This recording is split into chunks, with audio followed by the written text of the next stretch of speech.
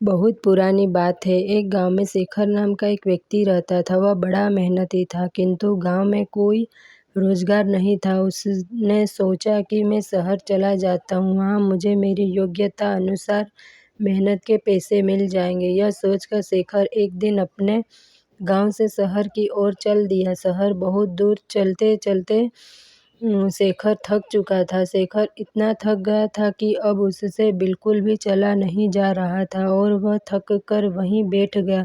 तभी शेखर ने देखा कि वहाँ से कुछ दूरी पर एक झोपड़ी है और झोपड़ी में एक घोड़ा बंधा हुआ है। शेखर ने सोचा, क्यों न इस घोड़े को किराए पर ले लूं और इसी से शहर चला जाता हूँ। शेखर जैसे तैसे झोपड़ी पर तक पहुंचा। शेखर ने देखा वहां एक व्यक्ति खड़ा हुआ है। शेखर समझ गया कि यह अवश्य ही घोड़े का मालिक है। शेखर उस व्यक्ति से बोला, मुझे आगे शहर में जाना है और शहर यहाँ से कई किलोमीटर दूर है। मैं बुरी तरीके से थक चुका हूँ, तो क्या मैं आपका घोड़ा ले सकता हूँ? इस पर घोड़े के मालिक झुंझलाते हुए बोला, तुम्हें क्या मैं घोड़ा ऐसे ही दे दूँ? शेखर बोला, मैं आपसे घोड़ा फ्री में नहीं लूँगा, इसके बदले मैं आपको घोड़े का किराया दूँगा। घोड़े का मालिक बोला, मैं तुम्हें घोड़ा किराए पर तो दे सकता हूँ, किंतु मुझे अभी दूसरे गांव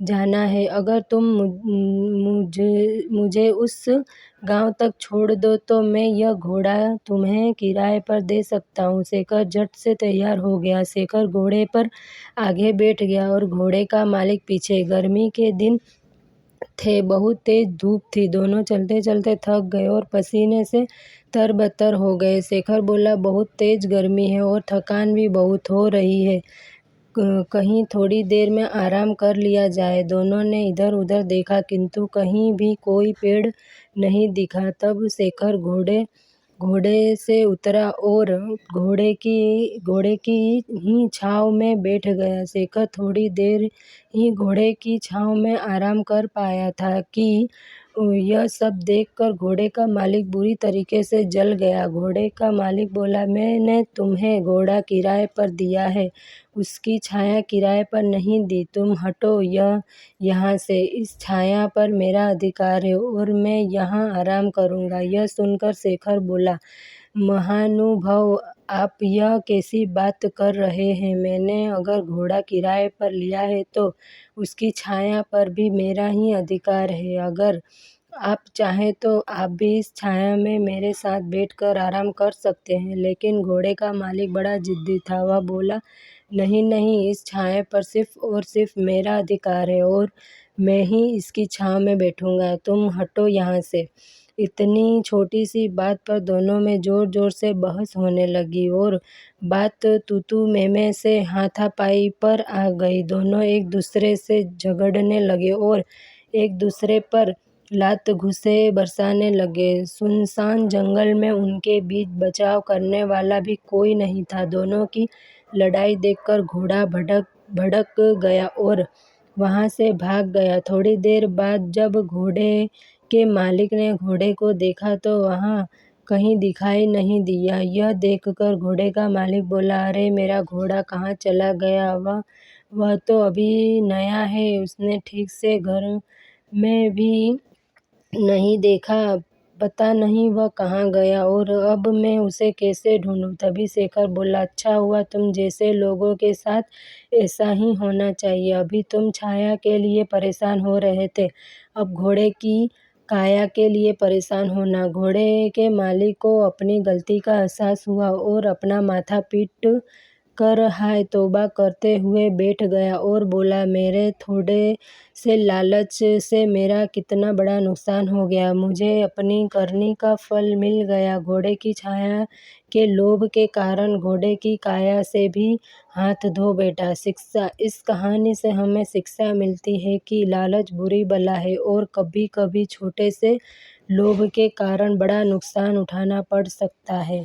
एक समय की बात है, एक गांव में 4 भाई रहते थे। चारों भाई बहुत होशियार थे। उनकी उम्र 15 से 20 वर्ष के बीच थी। एक बार चारों अपने मामा के घर दूसरे गांव जा रहे थे। रास्ते में उन्हें ऊंट के पैरों के निशान दिखाई दिए। थोड़ा आगे चलने पर उन्हें एक व्यक्ति अपनी तरफ आता दिखाई दिया। जब व्यक्ति उनके पास आया तो उसने चारों भाइयों से पूछा, मेरा ऊँट कहीं खो गया है क्या? तुम्हें आसपास ऊँट कहीं दिखाई दिया है?